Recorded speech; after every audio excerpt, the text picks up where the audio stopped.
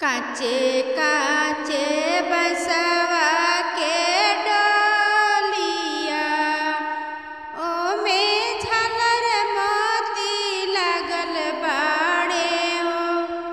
काचे काचे बसवा के डोलिया ओमे झालर मोती लागल बाड़े हो।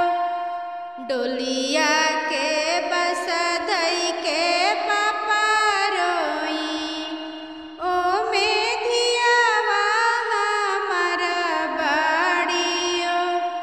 डोलिया के बस धई के चाचा रोई ओमे धियावा हमार बाड़ियो।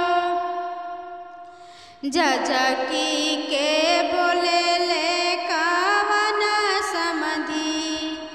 सुनी समाधि हमारा नुए।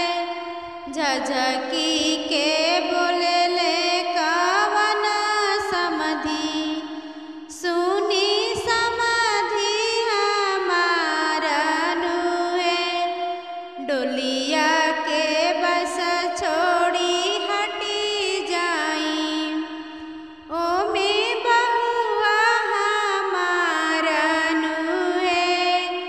डोलिया के बस छोड़ी हटी जाई ओमे बहुआ हमारा नुए।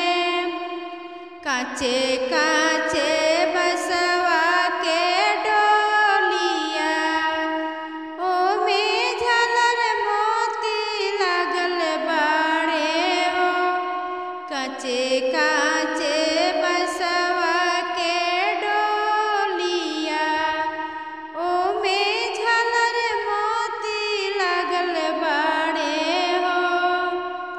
डोलिया के बस धई के भैया रोई ओमे बहिना हमार बाड़ी हो।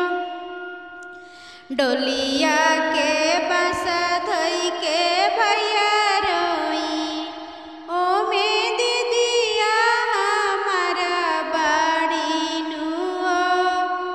झझकी के बोले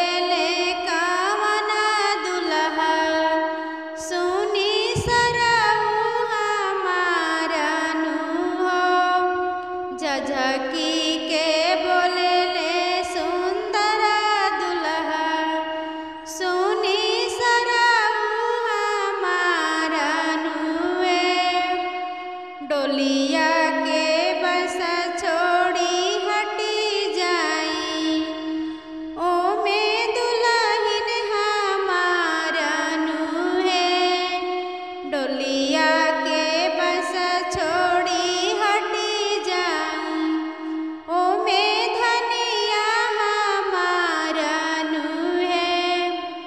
काचे काचे बसवा के डोलिया ओमे झालर मोती लागल बाड़े। काचे काचे बसवा के डोलिया ओमे झालर मोती लागल बाड़े नुहे।